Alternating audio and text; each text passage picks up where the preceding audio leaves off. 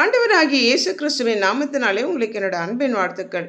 இன்றைய நாளின் தியானத்துக்காக தெரிந்து கொள்ளப்பட்ட வேத வசனம் லூக்கா எழுதின சுவிசேஷம் 13வது அதிகாரம் 12, 13 ஆகிய வசனங்கள். இயேசு அவளை கண்டு தம்மிடத்தில் அழைத்து, ஸ்திரீயே, உன் பலவீனத்தினின்று விடுதலையாக்கப்பட்டாய் என்று சொல்லி அவள் மேல் தமது கைகளை வைத்தார்.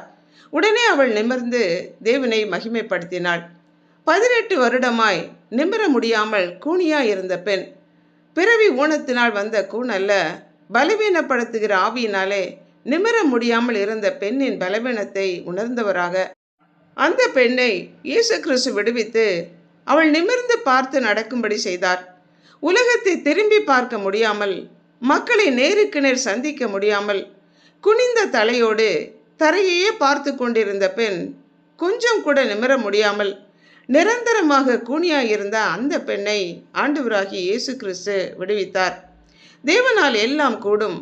அந்த பெண்ணின் மனநிலையை நன்கு அறிந்தவராக அவளை சுகப்படுத்துவதற்கென்றே ஜெப ஆலயத்திற்கு இயேசு கிறிஸ்து வந்து ஓய்வு நாளிலே உபதேசத்தை கேட்க வந்த அந்த பெண்ணுக்கு அவள் எதிர்பார்த்திராத வேளையில் கர்த்தர் சுகம் கொடுத்தார். நம்முடைய பலவீனங்களை, சூழ்நிலைகளை அறிந்து நமக்கு உதவி செய்கிற, நம்மை விடுவிக்கிற தேவனாகிய கர்த்தர்.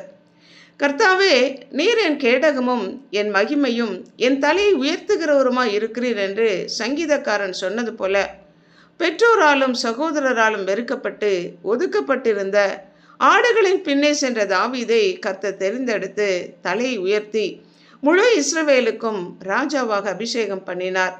நமக்கு எதிராக இருந்த மனிதர்களுக்கு மத்தியில், எதிரிகளுக்கு முன்பாக நம்முடைய தலையை எண்ணெயினாலே அபிஷேகித்து பந்தியை ஆயத்தப்படுத்தி பாத்திரம் நிரம்பி வழியத்தக்கதாக ஆசீர்வதிக்கிற கர்த்தர். அவர்கள் முறிந்து விழுந்தார்கள், நாங்களோ நிமிர்ந்து நிற்கிறோம் என்று சொல்லத்தக்கதாக எதிரிகள் முறிந்து விழுந்தாலும் கர்த்தருடைய கிருபையினாலே, தயவினாலே நம்மை எழுந்து நிமிர்ந்து நிற்க நடக்க பண்ணுகிற தேவன். எகிப்து தேசத்திலே அடிமைகளாக இருந்த இஸ்ரவேல் ஜனங்களை தம்முடைய வல்லமை உள்ள கரத்தினாலே விடுவித்து அடிமைத்தனத்தின் நுகத்தடிகளை முறித்து நிமிர்ந்து நடக்க பண்ணி அவர்களுக்கென்று ஆயத்தம் பண்ணின கானான் தேசத்திலே கொண்டு போய் சேர்த்த தேவனாகிய கர்த்தர். நம்முடைய பிரச்சனைகள் எதுவாக இருந்தாலும், சரீர பிரகாரமான பலவீனமாக இருந்தாலும், அடிமைத்தனமாக இருந்தாலும், நம்மை விடுவிக்கிற தேவன் ஒருவர் உண்டு. அவரை நோக்கி பார்ப்போமா? ஜெபிப்போம்.